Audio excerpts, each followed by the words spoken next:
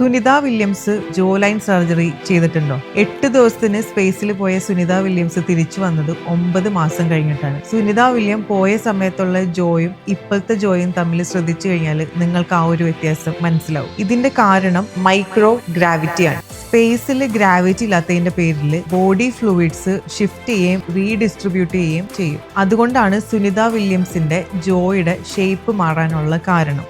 ഈ ഒരു കാരണം മാത്രമല്ല, സ്പേസിൽ ഒരുപാട് കാലം ഒരു മനുഷ്യൻ നിന്ന് കഴിഞ്ഞാൽ ബോൺ റിലേറ്റഡ് ആയിട്ടുള്ള പലതരത്തിലുള്ള ഇഷ്യൂസും വരാനുള്ള സാധ്യത വളരെ കൂടുതലാണ്. പക്ഷേ ഇപ്പോൾ ഇതിനെക്കുറിച്ച് ഒരുപാട് ന്യൂസുകൾ വരുന്നുണ്ട്. അതായത് ഈ ഒരു എൻറ്റയർ സ്റ്റോറി, സുനിത വില്യം സ്പേസിൽ 9 മാസം താമസിച്ചു എന്നുള്ള എൻറ്റയർ സ്റ്റോറി ക്രിയേറ്റഡ് ആണ്, ഇത് ഫേക്ക് ആണ് എന്നുള്ള രീതിയിൽ ഒരുപാട് ന്യൂസുകൾ വരുന്നുണ്ട്.